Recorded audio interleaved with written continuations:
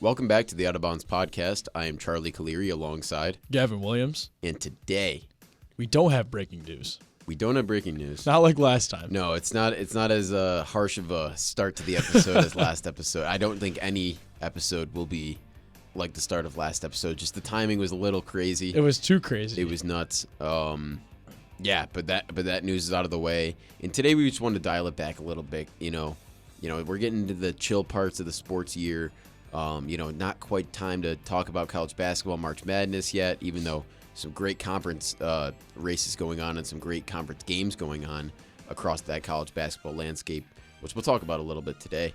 And then also, NBA trade deadlines coming up, maybe an episode on that next week when all the trades are finalized, and maybe we can review those next week. And then obviously Super Bowl, getting ready for that, kind of a dead season right now, dead season quote for football, maybe just for this week. But, we want to take today, after recapping the conference championship games on Tuesday, to just ask some questions that we're curious about and just bounce stuff off of each other and just talk about that today and just talk about things that are going on in the sports world that, maybe that we can't talk about and fit into an NFL episode, but we have questions about, we want to talk about it because this really stemmed from the end of our last episode, which if you have not checked that out right now.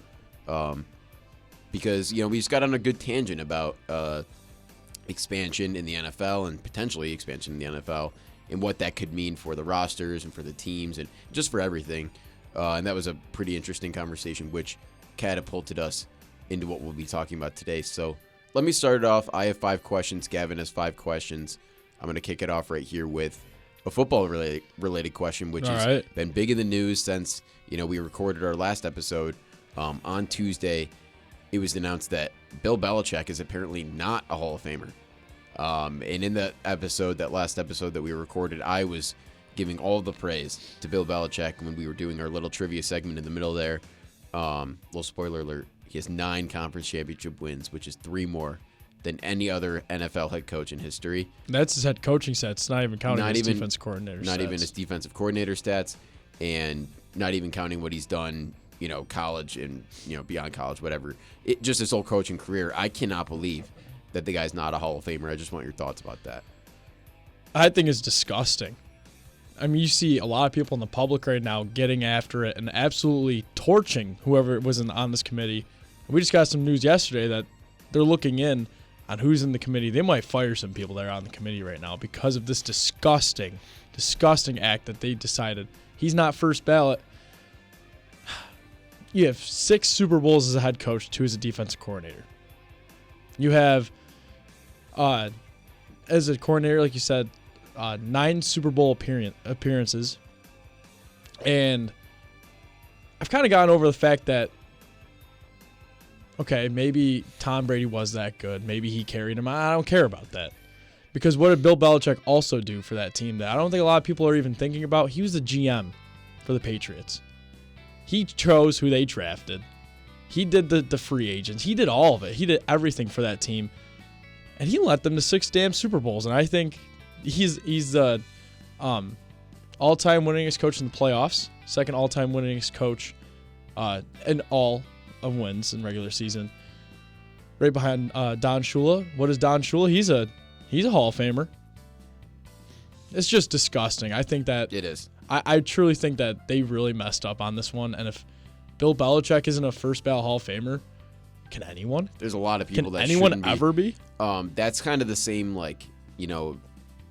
alignment with the Baseball Hall of Fame and how they vote with how harsh their voters are. I mean, there's only been, not to say, first ballot, there's a lot of first ballot Hall of Famers, but in the sense of unanimous Hall of Famers, there's only been 2 or 3. Yeah. And the first one was, Mariano Rivera was one of them. Mm-hmm. And Derek Jeter was the other one. Ichiro was not somehow. And it's kind of bringing me back to that. Yeah. Obviously, Ichiro got in when that happened and how good he was. But the fact that Bill Belichick wasn't recognized enough by people, and for some of the voters to come out now and say, well, I can't remember if I voted for him or not. Yeah, what you voted for. You know who you voted for. Yeah. And yeah, it's just disgusting, honestly, that the greatest coach, or even if you want to just give him top 5, one of the top 5 greatest coaches in NFL history, you can't dispute that, is not a first ballot Hall of Famer. The only argument that I can think of why he didn't get in this vote is because he's still coaching. I But think that. other than that, I thought of two other reasons why they maybe didn't let him in. other than that, I can't think of a single thing because his resume obviously speaks for itself. And maybe you're going to talk about his social media antics that's going on. But I don't think maybe it's that social could be media. another reason too, though, I think maybe some of these guys. because those are ridiculous. Yeah, they are. I think maybe some of these guys who are on the committee. I don't know who they are. I don't know their names. I don't know what they do for a living. I don't know any of that. What I'm thinking about is maybe there's a little saltiness going on. Maybe there's still some saltiness from Spygate. Maybe there's still some saltiness from Deflategate. Those two things might be why he's not in right now. I don't think that's. I would never hold him up for that. But I'm thinking maybe that's what. Maybe I don't know. Yeah, It's just still disgusting. I agree. I don't know. It's just unfortunate situation for Bill. He'll get in next year. He will, especially after all of this. Yeah. But- yeah. And you but- see guys like Jimmy Johnson, who is in the Hall of Fame, come out and speak Oh yeah. that he's the greatest coach of all time, Oh yeah. and it's just hilarious. I'm sorry, but like I think Jimmy Johnson is a Hall of Famer. I'm saying if he gets in, how is Yeah, Bill how's Belichick Bill- not? yeah. Like so, and that goes for any coach that's in there It too. does. So, didn't mean to take a shot there, Jimmy Johnson. I don't know what that was. We like you, Jimmy but J. Yeah, thank you, Jimmy J, for all you do. Emotional moment when he got inducted into the Hall of Fame. That was awesome. Terry Bradshaw, great bro moment there. Yeah, and then the big yeah from him. But yeah, that was my first question there. If you have anything to add about that, then we can move on. I just say If nothing. there's one more thing to add in. Okay. Completely off topic though, but it still Okay. has to do with the same criteria. This isn't one of my questions, but I just wanted to see your thoughts really quick on Eli for the second year straight not being named as well. You know what? I think that's totally getting brushed under the rug. I think it is too. Also disgusting. I don't know why he's not. I don't think has there ever been a quarterback that's led their team to 2 Super Bowls that is not in the Hall of Fame? That's a fair point. I don't know. Unless you were it's not back like up. it was a fluke and he did it one time as a 6 seed. He actually did it yeah. twice. Yeah. And I think that's more impressive. And he beat one of the greatest teams of all time. Mm-hmm. I think that itself. I know Patriots fans to this day would probably rather give up a Super Bowl to have that one. Oh, 100. They would give up 3. I think people have said they would give up the last 3. Yeah. To just get that one in 07 or 08. Yeah, sounds I'm about pretty right. sure with Randy Moss. That team was one of the greatest teams of all time, and they took them down. And they were led by Eli Manning. Yep. I don't know how he's not in. It's one of the best football families of all time, too. It is, yeah. Just to add that weight, and not even, and now what he's doing like outside of football too. I mean, maybe that has to do. I mean, not has to do with him not getting in, but that should be another reason of why he should be in, I guess. And one more thing going back to Bill Belichick before I get into my first question. I don't know if you remember this. Do you remember when Peyton Manning was on the discussion of going into the Hall of Fame? The conversation lasted 10 seconds. So if they could talk about Peyton Manning for 10 seconds and not let Bill Belichick in, yeah, I just don't know what's the criteria of. there's certain players. I'm not that, saying Peyton's you hear not. their name. Yeah. Eli Manning, Peyton Manning, Bill Belichick. Like these are like football Yeah, gods. everybody knows who they are. Even And- if you weren't alive for it, or if you're you know before the their Mannings. time, You know the Mannings though. you know them. Yeah, so it's like, how do you not? And you know that It's the like not 50 letting people, Nick Saban in the College Hall of Fame, but know. they did let the him 50 in there. people in that room, like somehow 10 of them, at least 10 of them, Yep. were like, yeah, that guy's resume just isn't good enough. Like It's honestly just a joke. that's a joke, and I respect the Hall of Fame itself for Mm-hmm. coming out and battling and pushing back against those people who voted, because obviously the people who are running the Hall of Fame probably aren't voting, because that would be a little bit of a And you see Hall of conflict Famers come interest. out and that's what I'm call saying. them So out. like the Hall of Fame itself I'm including the people that Yeah. are in there too, like all coming out against it, basically against those 50 people that were in that room. And as someone to say, some of those people probably did vote for Bill Belichick, and they're still getting kind of yelled at, maybe getting pushed out for next year. Maybe it's all going to be revamped because it might of have this to one be, decision. honestly. I think it's an eye-opening experience, I guess, for the Hall of Fame, and maybe one that's needed, honestly. I don't know. But definitely interesting. Definitely. I'll get into my first question now. This is an NBA-related question. Charlie, is it time to just remove the All-Star game? Yes, it is.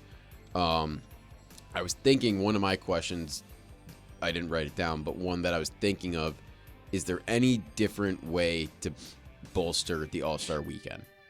Like the skill showdown, like is there anything you can add that's not a 3-point contest? Like anything, basketball related. I know they do the skill thing, but like trying to think of anything like that, I couldn't. And it was tough. And then the other thing that I thought of was, well, it'd probably just be easier to get rid of the whole thing than none of it. But I think that would be like, if the MLB said, and I think it's a little bit different because you can't like half-ass a baseball game, really. Yeah, that's true. That's true. You have to play. Like, you can't, like, lob. You just can't do it. Mm-hmm. That's why they only pitch an inning. Yeah. So, like, exactly. I feel like it's the similar situation to where, like, if you get rid of the home run derby, you got to get rid of the regular All-Star game. Okay. If you get rid of the 3-point and dunk contest, you probably got to get rid of the game, too. So, but I think it's reversed for the NBA because of how much, like, nostalgia and iconic moments have come from the 3-point and especially dunk contests. I don't think you can remove those from the weekend or from anything. And I think now like the celebrity games become such like a thing. I don't watch it, but like it's a thing. Yeah, it's it's there. It's one extra thing. But no, I guess no. I don't think they should get rid of the game. I guess I backtracked on that because I think you need to get rid of the other stuff, and I don't think they should get rid of the other stuff. Personally, I don't know. I think there can be something added. You just gotta get rid of the game because the game is the biggest waste of 2 hours. I think if you add something to that Saturday or to whatever, then you can get rid of the game. Yeah. No, to the Saturday though with the dunk contest. Oh, and the 3-point okay. If you can add something to that day, get rid of the game. I'm all for it. But yeah. I think having that like group of 4 with the Rising Stars game and then the dunk contest, 3-point contest, and then the All-Star game, I feel like that's a good thing. If you just get rid of, you used to have dunk contest, 3-point contest, it's kind of boring. So because we were also just talking about baseball, but we see only half of the major sports have notable All-Star breaks. That would include MLB and it would include NHL, bringing in the 4 seasons. NHL's kind of done now too. I think they're kind of phasing it out. Really? Because the Olympics now this year is taking care of that. I think, but next year I think they'll bring it back. Last year they did the 4 Nations thing to replace the All-Star game. So I think they're just trying to push it off and eventually be like, yeah, well, we haven't had it for a while, so why do it again? Well, so. I think they'll bring the 4 Nations back because that was just a whole. I'm talking about the All-Star game. Well, yeah, that's what I'm saying, but that's their alternate now. So they fixed the problem. Yeah, but other years they're not gonna have the 4 Nations every year. So the other years when they don't have the 4 Nations, like, are they just gonna have a break? I think that is what the they'll All-Star game. Which I think they might because they promised the Islanders the All-Star game in like 2018 and they still haven't given it to them. Yeah, no, it's tough. So I don't know. I just don't think that, like football, we've came to realize that you can't fix the Pro Bowl game. So they eliminated it and put in flag football. I mean, honestly, I think it's a good move because it's a lot of people are not going to tune in for that when they actually used to tune in for the Pro Bowl game. So now it's basically the NFL saying, hey, just like don't waste your time. Yeah, like, basically. So I think the NBA needs to find something. I think it's just like another big event. Maybe it's like a 2-on-2 tournament or something. I don't know. Like a little half court, and I don't know. There's just basketball is probably. I'm not a huge fan of the 3v3. Like, not a huge fan of like that. What's the league? Yeah, it's the Ice Cube League. Ice Cubes. I'm not like against it, but like I don't know. I don't think it's. Well, it's not made for NBA I don't think it's really players, how like basketball should be played. I guess. In like a professional setting. Yeah. You know what I mean? Like but in it's pickups, tough. whatever. I mean, obviously threes is like one of the best ways to play, but like, in a professional league when it actually like matters. I'm not saying the All-Star game matters, but like, it's just not how they play. It's just tough to argue it too because like all these players, especially for like the NBA, NHL, they need a break. 82 games, especially baseball too. But speaking about the NBA, since that's the topic, they deserve a break because 82 games is a lot. They need that midway point where they get a week off and they get to just enjoy it. They're all-stars or all-stars. If they're not, or not. I also think we just got to get rid of, in every league, there's no more fan voting. I just get rid of it. It should be by players, coaches, owners, whatever. I think the fan voting, and it used to be. It actually used to be legit. What it was I'm pretty sure was the fans would vote, right? And only whoever was the though. top person who they voted who didn't get in was the person who got in. It was one person. It's not the whole team. They're not voting for everybody on the team to be there. They're voting for one person in the whole game. to be in there. Maybe if it's like the NBA, you do one person per conference. You know, Yeah, you do that. But like, I feel like that would be a good way to be like, all right, well, you know, everybody voted for Jalen Brunson, but you know he didn't get in, but he was the top vote getter, so he's gonna get in. Yeah, that I feel like that's a good solution to that. I think so too. And then like you were saying, like the media and then the coaches, players, they should all be included in the voting process, obviously. Yeah. You want to go on to your second question? Yeah, I just wanted to ask you your thoughts about the upcoming Olympics, basically. I have a question asking you something before we get into the Olympics. It's about the Olympics, though. Okay. Is the ice ready to go? Are we good? I haven't heard anything about it. The ice is ready to go. Okay. Did the NHL commission go out there? With that being said, the ice is not regulation. Okay. The neutral zone is very small. Very small. You're gonna notice it on the TV. Are they allowing NHL players to play? Oh yeah, they're playing. Because I know there was a big thing that he was gonna go out himself, and he was gonna determine if they could play or not. I mean, like, it's not gonna change that much, but is it that small? It's like, I thought Olympic rinks were supposed to be a little bit bigger. They're supposed to be, but like the ice is small, like the neutral zone, like the regular from blue line to goal line. Yeah. That's the same. Okay. But like the circle of the face-off circle, the big one in the middle. Yeah. It's like that's closer to the blue lines, so it's kind of like shrunken in. It just weird. looks a little weirder. You know, you'll notice it when you see it on TV. But the ice itself is good to go. So they're good to play. The only things that aren't, I'm pretty sure, are like the locker rooms and like I think they did like the seats and stuff. I'm pretty sure before they did like the locker rooms and like all the extra like player stuff. So they put a couple benches in there. So I'm not sure exactly on that front what's going on. Okay. It's a total nightmare. Okay. Total nightmare. And the NHL, if they agreed to it, should have been a little bit more, you know, like, hey, on hands. How do you not have a backup at least plan?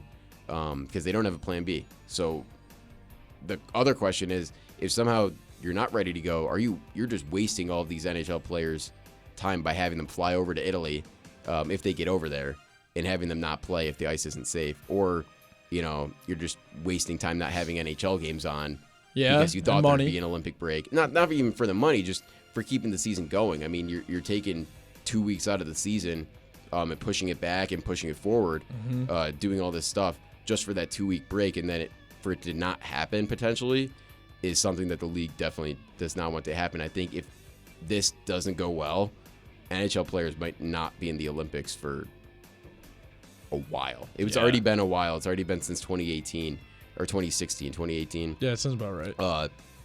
But it might be even longer if this is a real issue. Well, okay, so going back to the question that you asked, was I excited? Am I excited? Yeah, I'm pumped. I mean, I think favorite obscure sport.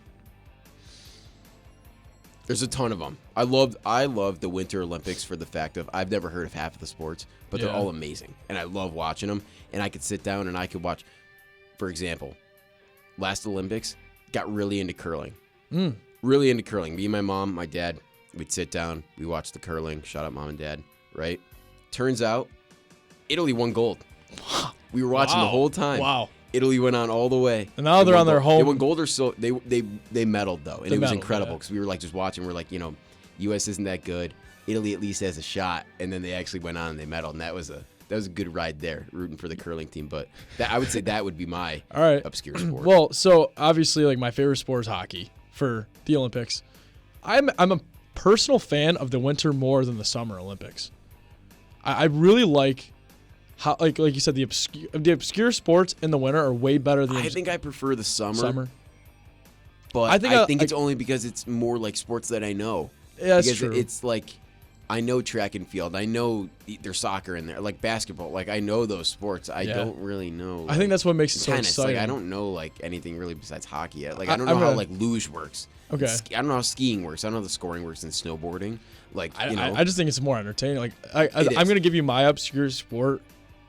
It's bobsled. Man, I love bobsled. Oh yeah. I'd rather watch bobsled than track every day of the week. So that's where I agree with you. I agree with you that I would probably. It's a tough question. I probably enjoy the Winter Olympics more, Okay. but I probably like the sports and that's what I mean. I Okay. think I just like the sports and the events in the Summer Olympics better. Hey, we're I think also that's what forgetting I- about golf. Then that's what I mean. Yeah. Golf, lacrosse is coming into the Olympics. That's Shout out to exciting. lacrosse. Flag football. Flag football. The baseball, I think, is also the Summer Wow. Olympics in They LA. can really get in LA yeah. is going to be incredible. If I have the opportunity to get out there, I might try to get out there for the Olympics because Yeah, that would be electric. 2034 or 2036 coming to Salt Lake. Oh, So yes, another yes, that's chance true. for And that's the winter, Olympics. right? Yeah, Yeah. another chance. For That's the a great place to have a So winter that's Olympics. probably going to be a place, obviously, where hockey is going to be played in Has to be 2034. roaring. You can probably guarantee that 8 years from now that the NHL will be back in the Olympics then. Yeah. Hopefully. 100%. Yeah, but bobsled's incredible. So I'm very excited for the Olympics bobsled, though. Man, that is such a great sport that is so slept on. And I do really enjoy watching skiing, too. I like the ski jump. The ski jump. Yeah. The ski jump, where they're like 50 feet in the air. I'm like, wow. I love the snowboarding, dude. Some of the stuff that those guys can do is it's incredible. And then the speed skating. Yeah. I mean, all the honestly, skating sports. You know, when they're racing, they have Mhm. really long I like skates. the one where they, I think it's cross country skiing, but it's like where they shoot the gun at like targets and stuff. I'm not sure. I think that's called like the triathlon or something like that. something like that. I'm sorry for butchering these sports. I don't want to be that guy, but like those are all very entertaining to watch. Yeah. So the winter is exciting. That's right around the corner. It is. So, My next question for you is about college basketball. Do you think March Madness should add more teams? 'Cause I know this has been a really popular question the past couple of years. No. Will they? Yes. So how do they make that as good as possible when they add teams? Because they're going to. And it's going to happen, unfortunately. Because I was actually going to ask a college basketball question as well, and it was going to be, when will the tournament expand? Okay. I don't know when it's going to be, and that was the answer to that's why I really didn't write it down. Okay. Because I don't know. But I feel like it's going to be within the next 10 years they're going to expand. I think Let's say that. within 5. Let's say 5. Okay. Yeah. Let's say they expand within 5. They're at 68 right now, including those 16. The first 4. Including the first 4. Let's just call it a 64 team. Just for call the it a love of the 64 game. team. Yeah. Okay. So if you expand that out, it would be what? It'd be 132 team bracket. You would add that many? But that's what I'm saying. That's what it would be if you just You're just letting anybody No. in. That's what I'm saying. That's what it would be if you just like doubled it. Yeah. Okay. Right. Okay. No, I'm asking. Asking if I'm asking you. Is that what the number would be? 'Cause I don't think so. I'm not good at math. I don't know. I don't think they would double the bracket. I know. I just think that they would. What's 64 times 2? I think you're right. I know. 134. Okay. But I don't think that they would get that drastic with adding teams. I know. I 'Cause agree. you'd be adding everybody. So what's half of that? That's what I was trying to ask you. What was half of that? 64. I'm confused now. I think they would just make So it like 32 plus 64 is 96. So that would be oh. what I think. And then like half of that would be 16. So 64 plus 16. That's where 80. That's where I think. I thought it think was they do gonna an go to 84 80. team. Okay. 84 including the first 4, so 80. Actually, no. I think they do an 80 because I think that the 16. I think basically all the low seeds. So 16, 15, 14, 13, 10. Basically 9 through 16 all have to do a play-in game, and 1 through 8 all are automatically in. Okay. Don't love that. Don't love it at all. It's not how the tournament is. And I think that just ruins the 8-9 game. I think it ruins the 12-5 game for sure. 12-5 is some of the best. I love me an 11-6 game too. I mean, I just love March Madness. Yeah. I don't think you mess with it. I like 3-14s as well. I think, I get why they're calling for expansion or talking about it. Money's obviously a big thing. They know they can make money with the TV deal. There's also teams being added into Division I basketball. More than teams are being brought out. That's more true. teams being brought in. That's so, true. You're almost at 400 teams in Division I basketball, and you only have 64 spots in the tournament. Yes, that's how it should be. It should only be the top, 20% getting that top tournament, and then the next 20% go in the next tournament. Yep. Next 20% go in the next tournament, and then the next 40% you're done. You're done for the year. Yeah. Sorry to hear. You're done. But I think if you go away from that 64, 68 team tournament, you're just going to be ruining the chance for upsets, first of all, and I think just ruining like the product overall, because you're going to get more bye weeks. People are going to, be less engaged, I think, in the games. You're going to have to change up the schedule. That's been such a good schedule forever. The Thursday, you play Thursday, Saturday, you play Friday, Sunday, and then the next week you probably do the same days the next week. That's how it should be, I think. And I think if you do expand it, you would have to go to a Sunday, Wednesday, Saturday kind of weird. You know what I mean? Yeah, no, I don't like that. You would have to do a 2 days in between type of schedule with that because you need to fit more games in if you want to make it actually March Madness and not make it March, April Madness. True. Because that's the other thing is the timing. The timing's been so perfect because there's only 6 weeks of it. So you start at the beginning of March. Conference tournaments obviously are a little bit to do with that, and then it ends in the middle of April.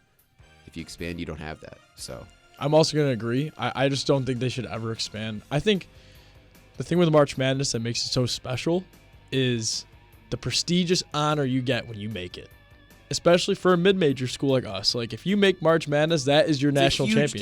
Deal. It's a huge deal. I think with all these power schools, like, I think it's awesome when, like an Oklahoma's left out, because then it shows you how much it takes to get there. It honestly creates more of a divide, too, between the big and the small schools. And, because auto bids wouldn't mean as much. Right. Because the big schools would just get in. Yes. That's what I'm saying. Exactly. So, like, all these big power schools, there would never be a risk of a UNC like a few years ago. They were out of the tournament, but they, were one of the top teams that missed. They would have just been in. Yeah. So it would have just been another year for UNC to be in the tournament. I think that just ruins it. Personally. I think so, too. You want to go on to your third? Yeah. My third, which was actually the Olympics one on my list, but this question here is sticking with basketball, but pro basketball, NBA. Will there be? It's a two-part question. Okay. Will there be another three-peat in NBA history with the new second apron rules? It's going to be tough. Okay. And if it does ever happen, when will the next back-to-back champion be, you think? Because the Thunder obviously have a chance to do it again this year, but they've been a little bit disappointing, and you've seen some flaws with them this year that you really haven't seen. You didn't see last year at all. So they could be brought down in the playoffs. I could totally see it this year. Especially with like some of these teams like the Spurs in general. Who That's what I'm asking. Really bringing it up. So first, I guess, answer, do you think that the Thunder go back-to-back? I don't. I think the beauty that a lot of people don't realize about the NBA is since 2016, we haven't had a repeat champion, right? It's 17, 18 when the Warriors, Oh yeah, sorry. Like 16 it's been like 10 years. But I also, when I was thinking about it, was like those Warriors teams were some of the best of all time. And you really can't like. I don't. Yeah. Like I don't even know. They were a lot. I think that's the beautiful thing about NBA basketball. Even though I love the Celtics last year have gone back to back, absolutely. I mean, just because like every year you want to win the championship, but the beautiful thing about the NBA is it doesn't happen a lot. And it's because of these 7-game series, because it takes a long way to get there, especially if you have a little bit different of a locker room from the year before. It changes the entire landscape of your team. I think it's beautiful. I don't think the Thunder go back-to-back. I think this West is just, it's unreal right now. It's always unreal. We know this. But I'm just going to bring the Spurs back into the conversation. I think the Spurs can knock them out in the second round if they see each other, or if in the Western Conference Finals, or someone with a lot of experience like the Nuggets that are playing pretty well this year too. I think there are just a lot of teams. There's another team that has a lot of experience too out west. I would take a lot of teams above the Thunder. I don't know. Like, I'm not a Thunder hater because I'm not. I liked when they won the championship. That was really cool for that city to finally get one. But that's what I'm asking. Like, because they're probably the most possible team. They are. Maybe the Spurs. Probably the Spurs are probably set up the best. I guess those two teams are set up for long sustained championship runs. Yeah. Those are probably the two. But do you see either of those teams or any of those teams three-peating? No, yeah. Or even going back to back with all the new rules, because it's going to be really hard to even keep, 4, all-star caliber or good, above average players on your team. I'm going to bring my own personal experience in this equation. I don't think there'll ever be another three-peat with the second apron rule. You had to blow up. You had to get rid of Kristaps, basically. And this is the thing. Yeah. Well, it wasn't just Kristaps. It was also Drew Holiday. Right, That's our, yeah. And also Al Horford at the end of the day. That's our whole starting five. And we only got to retain 3 of the starting 5, 3 of the starting 6, maybe 7. That's tough. And this because we signed all these guys and before you still this might rule. lose one of them because, you might lose PP because of the rules, because you might not have enough money for them. Exactly. You know, it's crazy how crazy. I love it though. I love that the whole playing field's getting evened out. It's kind of about time. Yep. And that's how I like it. I don't like super teams. I mean, did I like it when we won? Yeah. I mean, everybody likes it. But when you're not on the side of a super team, when you were the Boston Celtics going against the Cleveland Cavaliers, when you're the Oklahoma City Thunder going against the Golden State Warriors, you cannot stand watching all these super teams just get it year after year. Yep.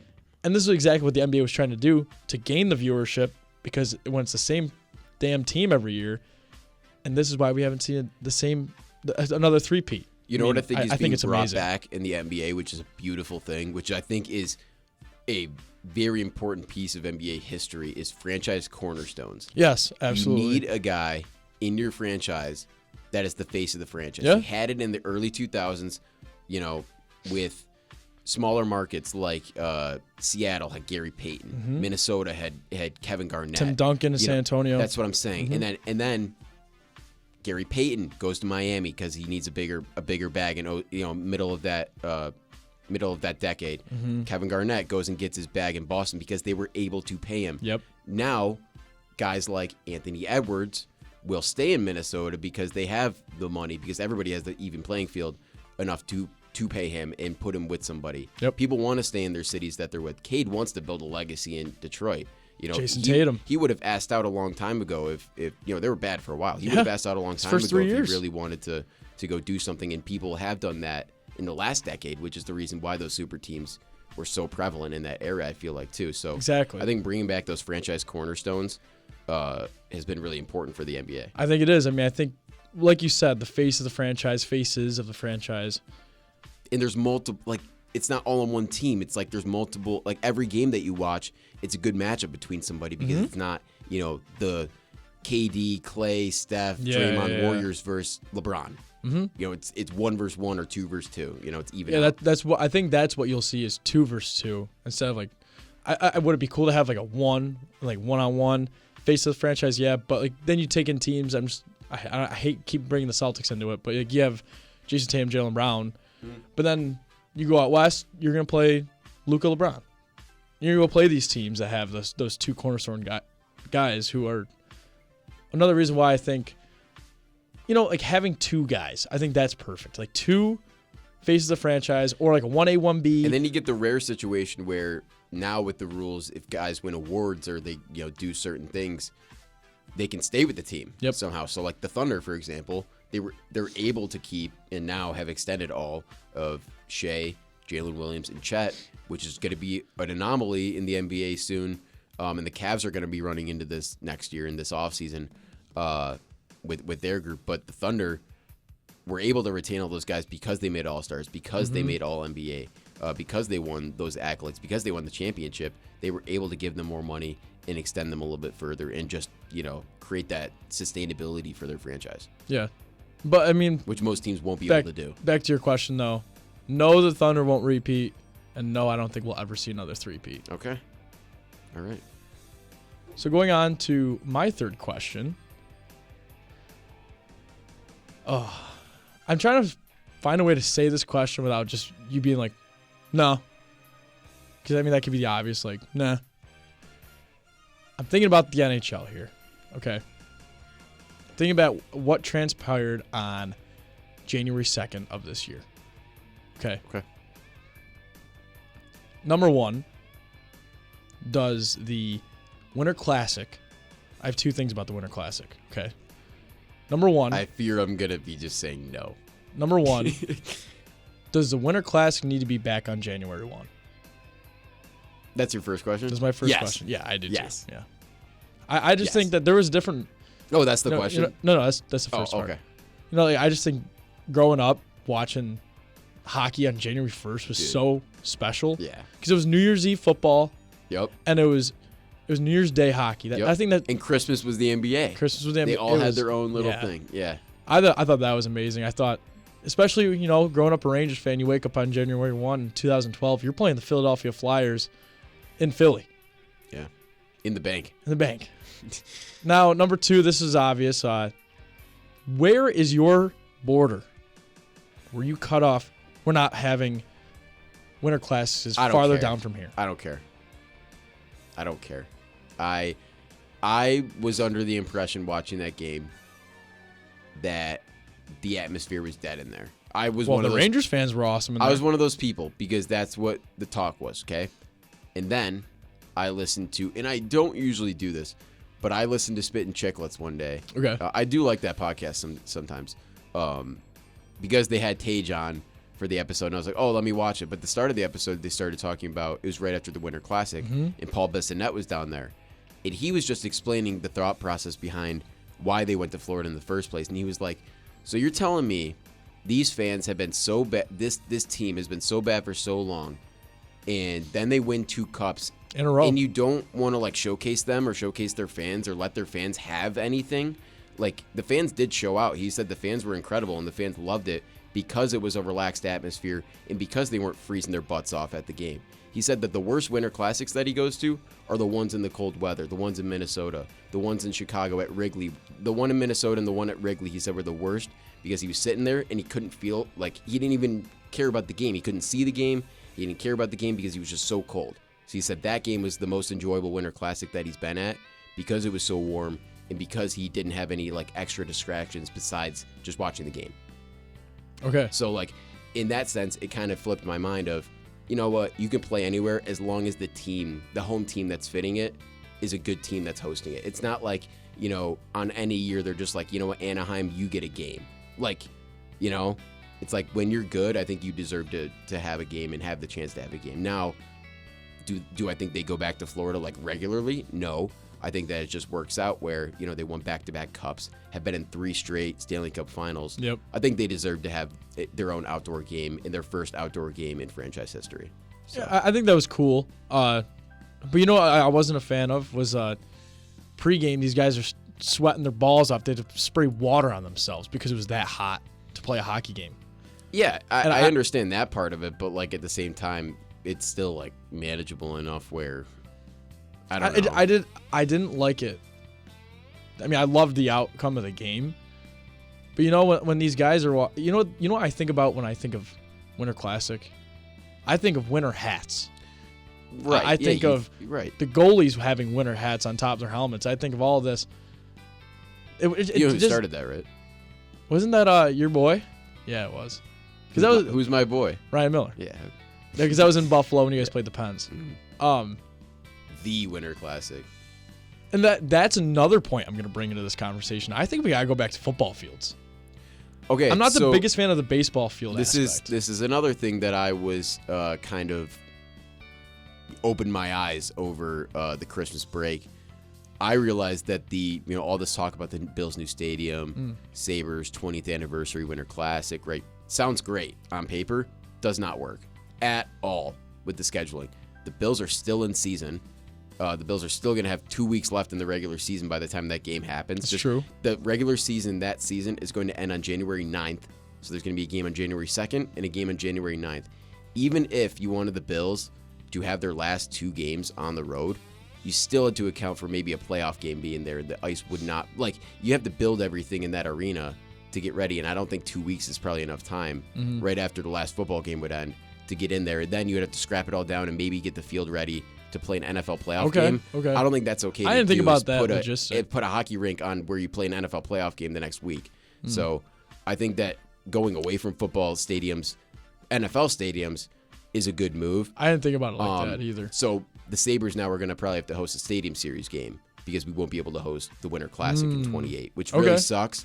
But, which brought us all to, well, why were we able to host it in 2008? And then we were just like, oh, well, the Bills were terrible then. So they didn't really think about, Plus the schedule was shorter. So, but I was kind of very sadly realized that's not going to be the case in 28. We're not going to be playing on New Year's Day, whatever day.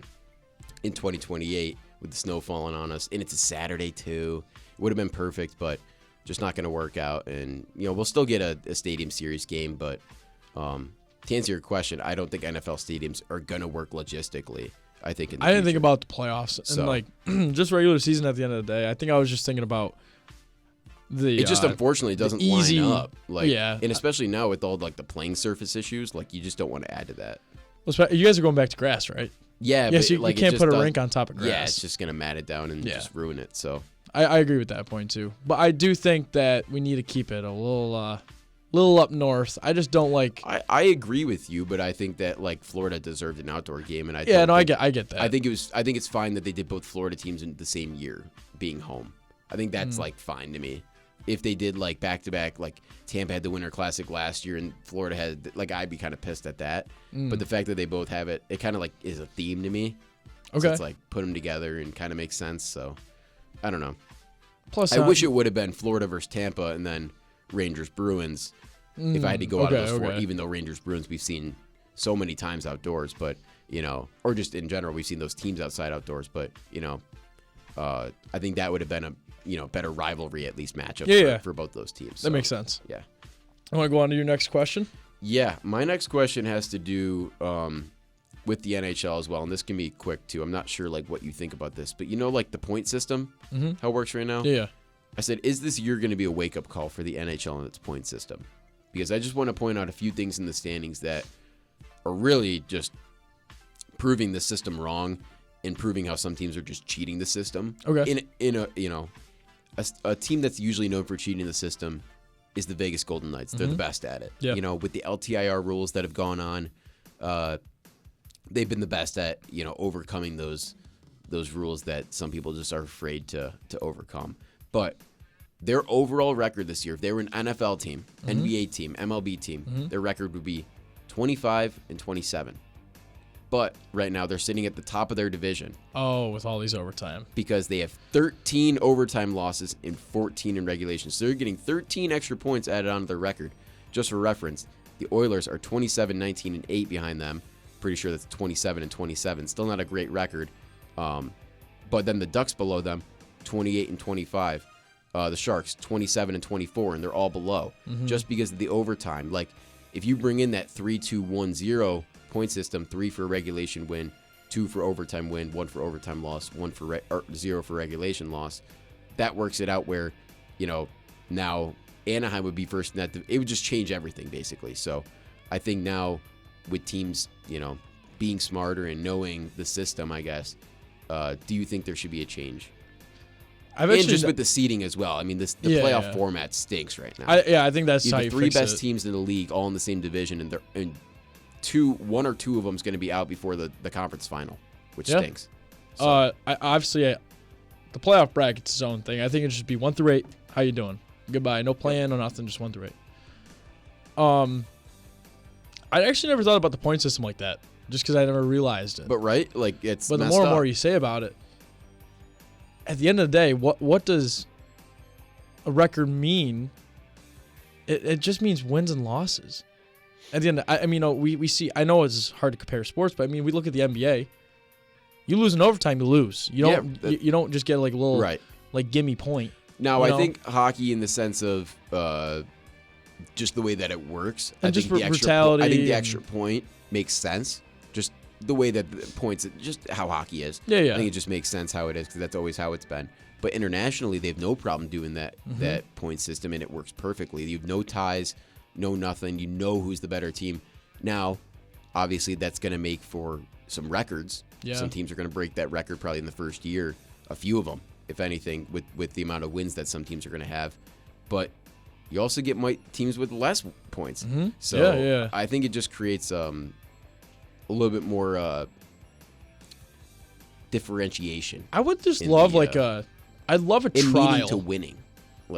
There's more of to play to win instead of playing not to lose. Well, the trial is like all the junior tournaments and the international tournaments that they do, because that, like in the Olympics, that's the point system that they use. Yeah. So like we're going to see that soon. So like that could be the test trial there.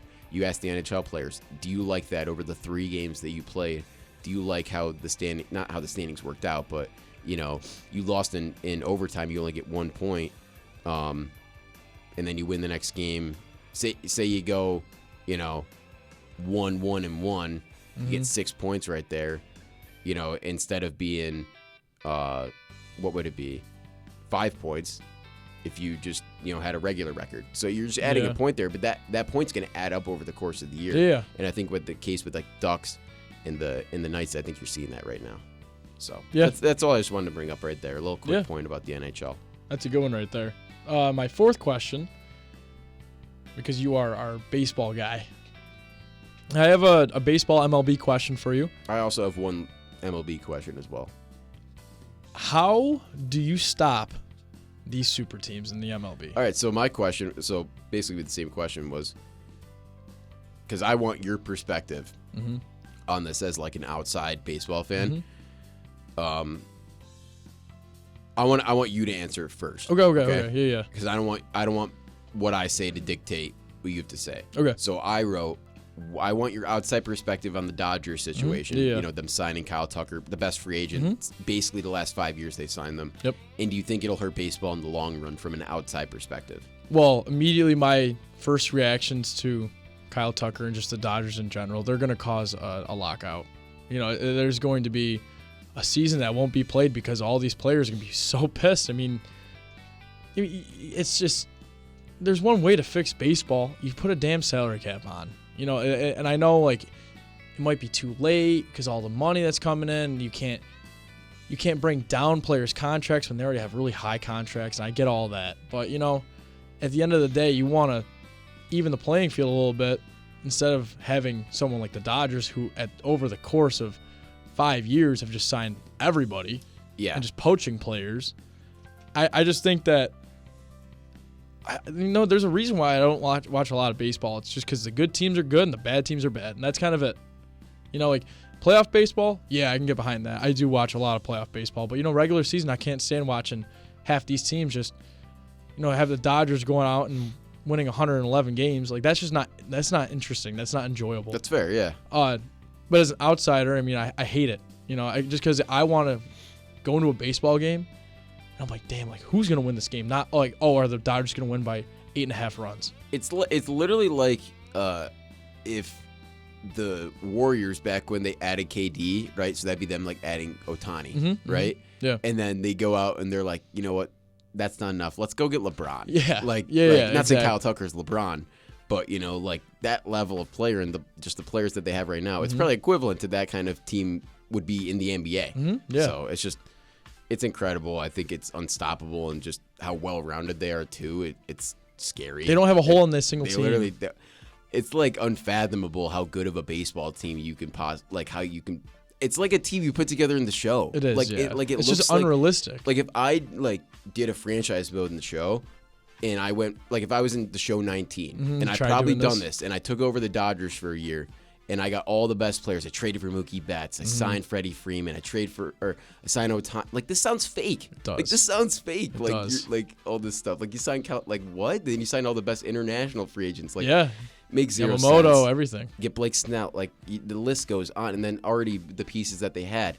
The Dodgers are incredible.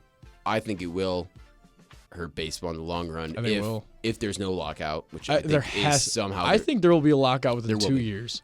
Oh, well, next year the CBA is up, so it's going to be next year. But I think the similar way that you fix baseball is the same way that I was trying to say that you fix college basketball and college football, and it kind of just clicked now.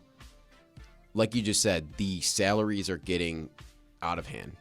Ridiculous. Out of hand for the fact that you can't put a cap where the salaries are at now, or else the cap would be at $2 billion. No, I know, which the Dodgers still wouldn't even fit that mark. Okay, so...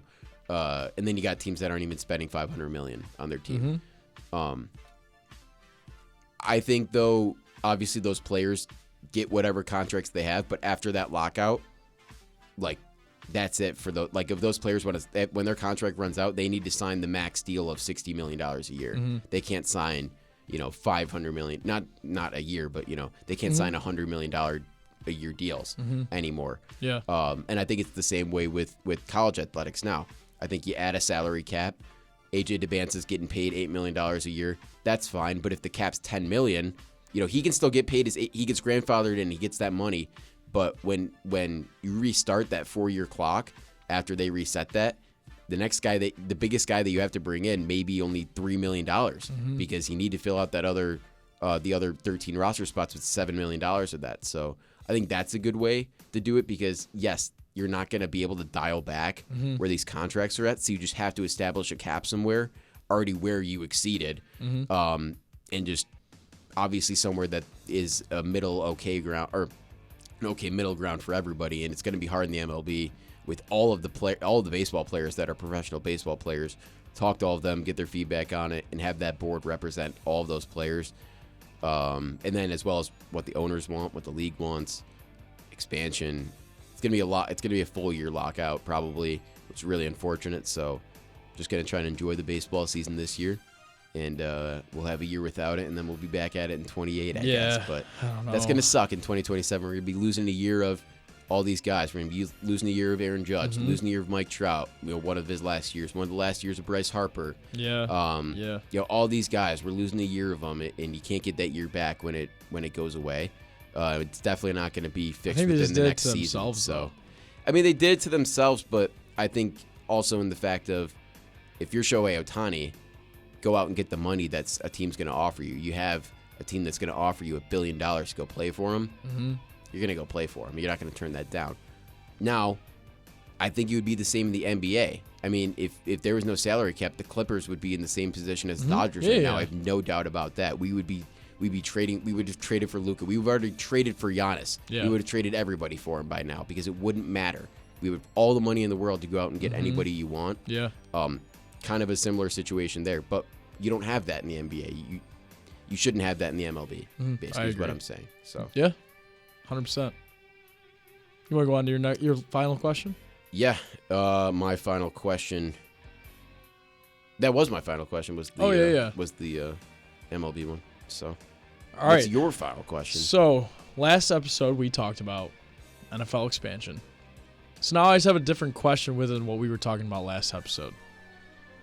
So, if the NFL did expand, how would you split up the divisions? So it would be how many teams in each? 17 teams in each conference. Yep. Oof. If you had two. Wow. Yeah. It's weird. Wow, that's really weird. I didn't even think about that. I think you expand 4 teams. Okay. The next time you expand. So I think if that's so just to answer that question, then I guess you would need to somehow change the schedule because the divisions wouldn't be even. So you can't I don't even know because you can't really split it even 3 ways even not that 3 conferences would ever be a thing, but you can't even. So maybe you do 2 divisions of 5 and 1 division of 4. But still, even then, it's so maybe what you do then is you do away with divisions. So you get rid of divisions. And I think maybe somehow what you do is maybe it would work out where every team would have 2 or 3 protected opponents. Okay. Kind of how it is now. Like the Bills' protected opponents would be, maybe it wouldn't be the Dolphins, Jets, and Patriots, but it would be kind of like that where every team would kind of shuffle around and get some new combinations, and maybe every year it changes. Maybe it's every 4 years it changes the different teams that you get or something like that. But that could be something interesting too, that the NFL. What about a lottery system for the schedule? What about that? What about how the NFL doesn't have a draft lottery? What about the schedule lottery? What about that? What about being all right, so here's the other 16 teams in your conference. We're going to draw for the Buffalo Bills right now. What other 3 teams are they going to play this year? Twice a year. What teams are they going to play home and away? And then after that, they decide the schedule, and then they release it. And then I think that would be a pretty decent idea right there. I don't know. What do you think?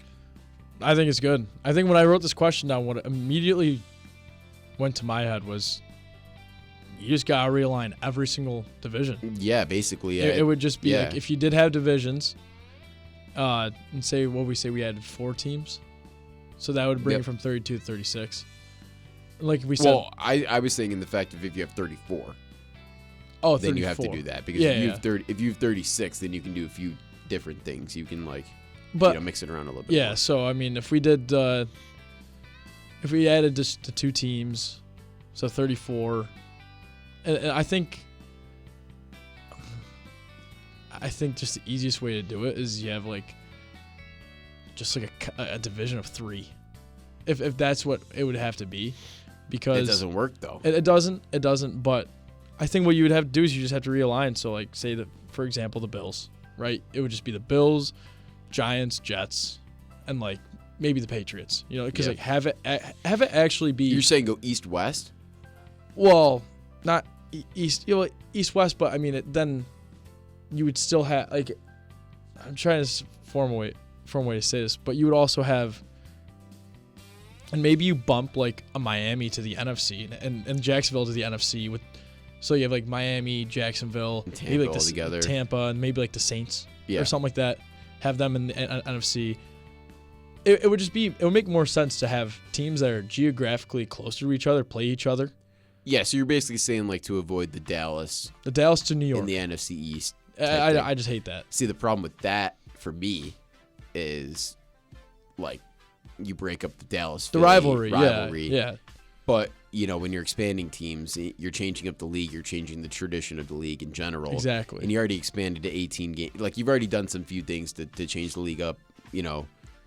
Might make those games more special when they happen. Then I think so. That's why I think maybe every team just has one protected opponent. Maybe it's the Bills and the Dolphins are the protected against each other, and then Bears, Packers. Yeah, that. Yeah.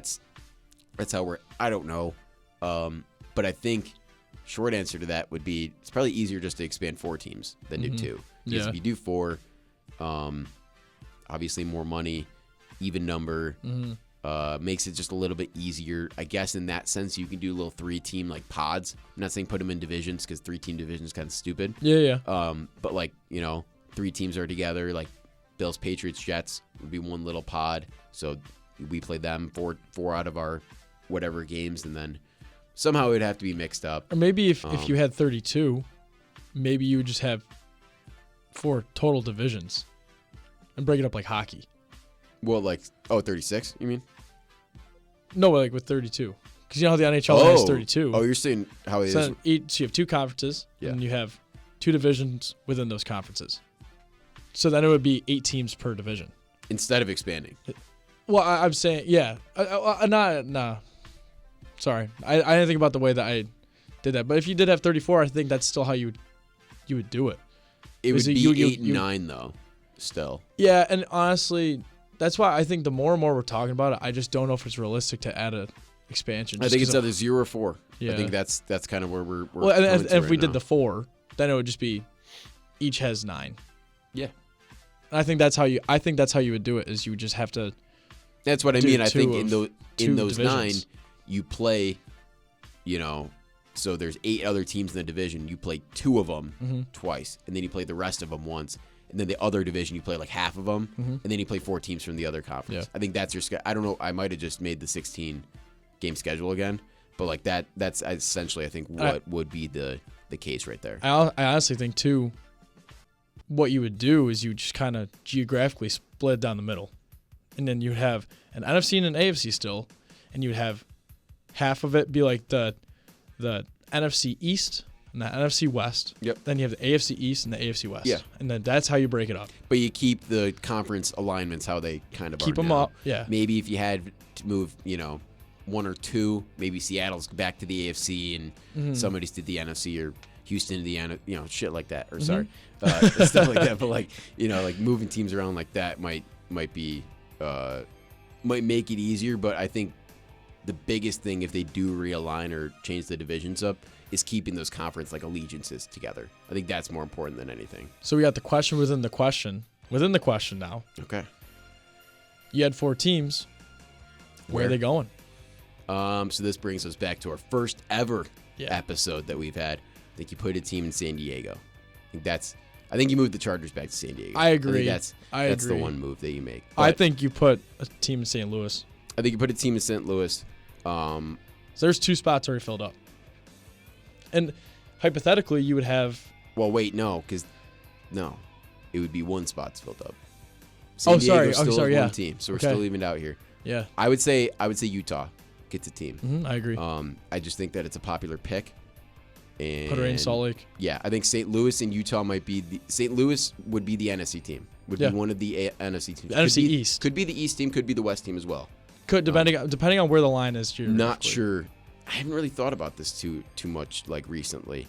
I'm just throwing out like Orlando, but that's 4 Florida teams. Then that's a lot. Yeah, you could throw in a San Antonio. Maybe do the same thing that the NBA has right now with the 3 Texas teams in the same cities. Yeah. That could work.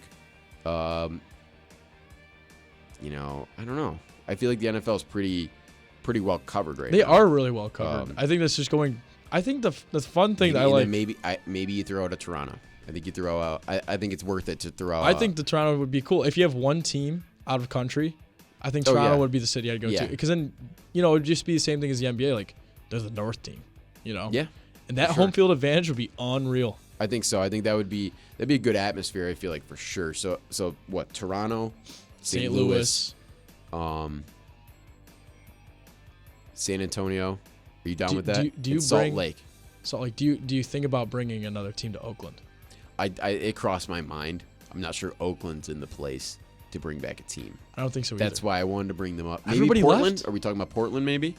In the Oregon? I don't know. That's something to talk about. And the thing that we have to think about too is you can't just put a team in a place that's college football heavy.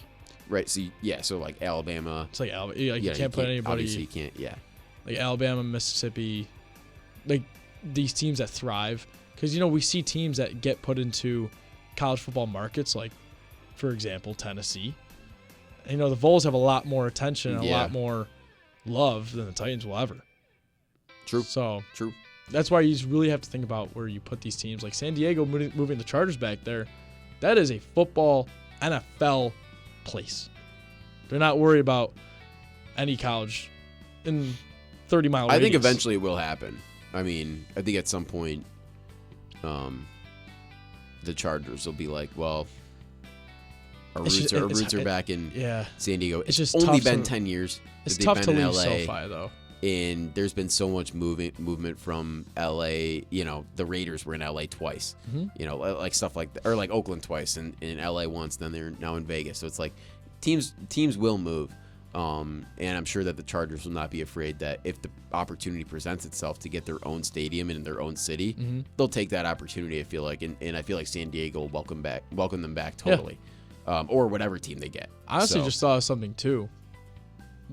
Do you think the NFL would ever do anything like what the NHL did with moving Arizona to Utah and completely rebranding? Say like the Titans, all this stuff that they've been doing this offseason just doesn't work out and they're bad for years. Do you think they would ever think about just picking them up, moving them, and rebranding? No, because that's a whole separate. Like the Coyotes had problems since the start. Yeah, with money. That's true. And they'd so many stadiums. Like it would have been the situation with the Commanders if they didn't get new owners, which is what happened with the Coyotes. But it just happened that the new owner that they had was that Utah guy, Ryan Smith, and he moved them to Utah and got permission from the league. And Arizona was fine with it because they said, you're basically Utah now is an expansion team. Their leading goal scorer of all time is Clayton Keller, I'm pretty sure. The Coyotes, they still have all their history when they eventually do come back, and they are promised a spot back in the NHL whenever they're ready, the NHL said. Wow. When they're ready to expand as well, the NHL.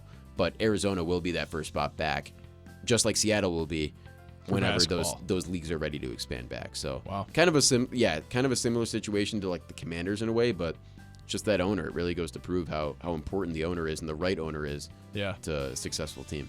Especially with their new stadium that they're building. Yeah. I think it looks sweet. A lot of people didn't like it. I like it. Yeah, I like it too. I think it gives you some Washington history. I know. I think it looks like a monument. I think it fits the skyline. I think it looks really cool. Plus, what is it, the Capitol building in the background? They're all in line. Yeah. It's like another monument, like right in line with all the other ones. It's in line with the White House down, like all the way down the Capitol buildings down there. Like, and it's pretty cool. Bringing it out of Maryland, putting it in DC. Oh yeah, that's just huge. It's gonna really re-energize that fan base because you see it with the Wizards, the Caps when they're good. I mean, those fans show out in Capital One Arena. Yeah. So, and then the Nats too, all in DC. I mean, that would be really cool to have them all kind of in one little area again. And maybe I hate to be this guy, but if you're not going to go back to the old name, maybe change the colors up a little bit. Maybe go to the red and blue and match the other teams. But that might be a hot take. So I think you just go red, white, blue if that's the scenario. But I love that burgundy and gold. It looks good. Love that burgundy and gold, but I think you got to figure something out if you're gonna have it stick around. I think they're gonna have new uniforms though. The Rams, the Titans, and the Falcons. I'm pretty sure the Rams are due. The Rams are getting new uniforms. That's confirmed. I like their white ones. If they just flip and the that Titans, into blue, I think are getting a new logo. That would be awesome. Yeah, so that's soon to come. Will be announced pretty soon. I'm pretty sure the Titans want to be the first team to do it, unveil their new stuff this season. So Cam Moore needs his own generation. They do. That's true. Joe Burrow got his. Mm-hmm. I think Seattle's got Lamar's about to get his because Baltimore's changing their uniforms as well. I'm pretty sure. So I think the last team that really needs to do it is Seattle. On the horizon, a uniform review is on the horizon soon. Yeah. So stay tuned for that, as well as all of our other episodes and our Super Bowl preview, which is going to be next week. Stay tuned for that. That's going to be pretty exciting. Excited to hear all the things that we have to say about the Super Bowl. Who do we think is going to win? Who do we think is going to show up? Maybe a little bit of Super Bowl trivia along the way as well. So, as always, thank you for sticking with us. Follow us on our Instagram. At Out of Bounds Podcast, with a dime between every single word. Yes, it is, Gavin. Gavin, you got anything? No, I'm just pumped for next week's Super Bowl episode. All right. And as always, have a day. Have a day.